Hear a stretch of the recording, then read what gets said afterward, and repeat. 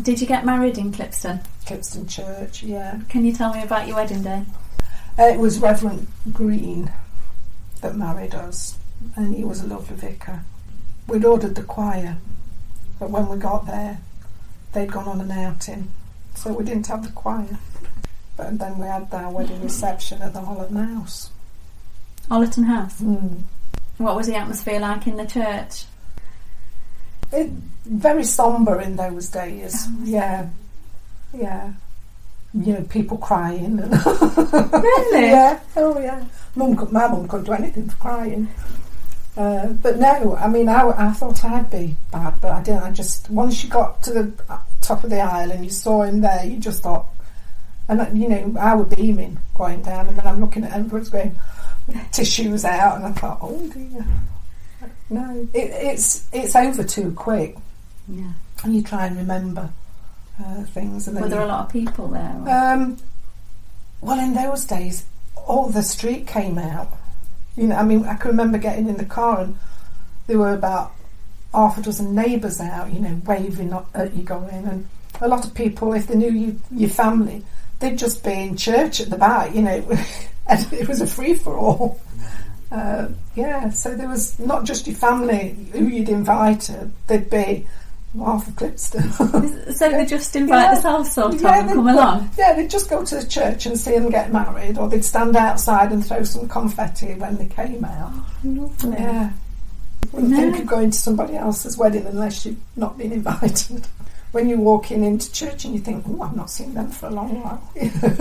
You know, because like my mum's friends who she worked with, they'd be sat there, you know, and neighbours, and as I say, because we still knew people from when we lived on 6th Avenue, there'd be a few from there in church, and as I say, when everybody got married, like we went to a lot of the neighbours' weddings, and let's say, just used to go to Squinting Cat or welfare, mine's welfare. And my mum says, you're not having your wedding reception. And why do you think that was? I think things were progressing then, you know, you think, oh, you know, you've got to do something a bit better. And do you know of any friends who went elsewhere as well, or was it something that started to happen in your circle for receptions, or? Yeah, I think a lot of them did, because unless you married, I think, somebody off the village, and it was a village thing, because you see, people hadn't got cars. Yeah. A lot of people hadn't got cars to transport around, so you know, you used to walk to church and then walk across to the welfare or wherever, and so yeah, I think probably because people started having cars, they started, you know, some of my friends, they one of them, she married a lad from Kirkby, so I think they sort of had to have somewhere in between, because a lot of them then started going to they used to be called the Queensway Suite at the Co-op in Mansfield. Right, okay. And a lot of people used to go there and have the wedding receptions, but we went to a couple of wedding receptions there. Yeah. That's how things change, isn't it? I think the teachers were a bit old-fashioned down at Samuel Barlow, very old-fashioned, and you know, they believed in the cane, and one teacher used to enjoy throwing the blackboard rubber at you, or chalk, or whatever he'd got handy in his hands. He used to throw at you. Did that ever happen to you? I did get hit on the back of the head by him, which my mum wrote a letter and complained about, and we ended up having to go and see the headmaster. And what came of that? He changed, actually, after that. Yeah, I suppose in this day and age it would have been a court case probably, but no, he used to push people, and no, he was not a nice teacher at all. And what did he hit you with, his hand, or? Yeah, he was just walking by and somebody had spoke to me, and we was in those desks that moved, you know, single desks, and all of a sudden hit me at the back of the head with his hand, and I just went over the desk and pushed the lad in front of me. We all sort of moved forward. Yeah, the headmistress, Miss Trevis, she weren't nice. She used to walk around with a cane. So how would you describe the atmosphere that created? Frightening for me, but I mean, as a little, you know, sort of like 4 and 5 when you started, to have that, it was, you know, a bit frightening. they didn't like to talk, and of course kids talk at school, don't they, you know. Of course I was probably one of the biggest culprits. But no, I mean, there's ways of doing it, because when you talked at Garibaldi you just got sent out of the class for 10 minutes and then come back in, which was a bit more civilised, I think. Well, we used to hang about in the woods, because obviously it was before they built the pit tips.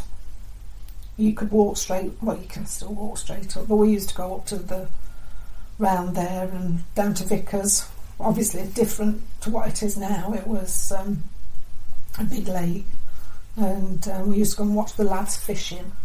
And I can remember one year that it was frozen, and we just all went on it skating. Never realised about the dangers. We'd only be about 10, 11 sort of thing. And of course when I got home and told my mum what we'd been doing, I got a telling off. We never did it again after that.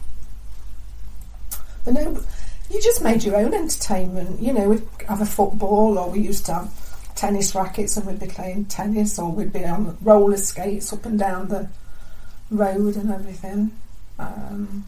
They weren't the things that, you know, there were no leisure centres, and we did have a local youth club a couple of nights a week that was down at the church hall, at the hut next to the back of the church. And sometimes at Clipston Welfare they used to do like well, you call it a disco now, but it used to be like a dance thing on a Friday night. You know, you used to tootle down there. You only had to see policemen, because we had a village policeman that lived just near King John's Road. He used to ride round on his bike. Well, if you saw him, he used to stand there and look all innocent. I mean, my dad used to tell me some tales what they used to get up to, but no, we weren't. We didn't do anything vindictive to property or people or anything. It was, no, as I say, everybody looked out for each other, and I think it was a village community. You see, everybody knew everybody. You know, oh, I saw your so and so doing such and such, and so no, it was. I say it was. You felt comfortable and safe to go out, but you did used to go out in groups. There used to be groups of you. And would you be out for the day or just in the summer holidays? Yeah, I can remember we used to, as I say, pack some sandwiches. We'd get on our bikes, and we'd got some friends that lived at Old Clipston, so we used to cycle to Old Clipston, meet them, then we'd go up to Warsett Windmill, and you used to go along Peafield Lane through the woods and back. No mobile phones, no helmets. And you think, I wouldn't let our children do that now. No. No. I mean, you'd probably see a dozen cars. Yeah. Because you're talking about that, like 60s. It was 1966 when I went to Garibaldi. Did your family have a car? Not until, how old would I be when my dad had his first car? About 13, so it would have been the late 60s before my dad even took his driving test. We used to go everywhere on the bus.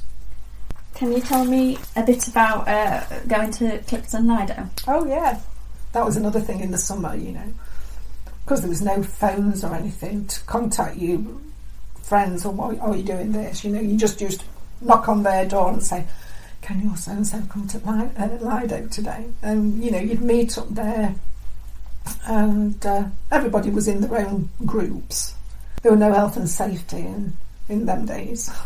No, it was a shame really when it shot, because as I say, that was the only really thing that was going for everybody really. So your dad was a miner, wasn't he? Yeah, and then he took these exams and he became a deputy. They used to have deputy overmen, yeah, and those sort of things. Yeah. So what do you remember about him being a miner? I can remember the strike in 1970. Yeah, he used to. But you see, being a deputy, they still had to go in because they had to do all the safety checks, and they used to have to try and cross the picket line.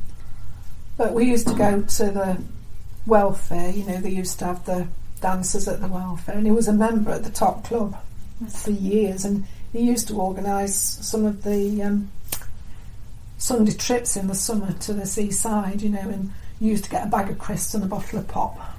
I went to Blackpool about 3 times, yeah. And then, as I say, we went to Mablethorpe, Skegness, and I think it was Cleethorpes. They used to use those three. There was the nearest ones. I mean, well, in them days it used to take about 3 hours to get. You'd set off about 8 o'clock in the morning, and you'd get there at lunchtime, and you'd be setting off at 4 o'clock and get home about 8 o'clock. So they were long days, but they were fun. So, can you describe Dr. Milmo and his wife for me, please? Yes, he was both very small, weren't tall people, very homely and friendly, and nothing was too much trouble. He was a very sympathetic doctor, no matter even if you'd gone with something silly. I can remember I got stung once, and my mum rushed me straight down, and he said, "Oh, don't panic. Just mix some bicarbonate of soda and put it on." So what was that like? Did you just walk in? Did you have to make an appointment, or what would happen? At one time, you'd probably just have to wait a few minutes. But when it got busier, it extended. You used to have like a number.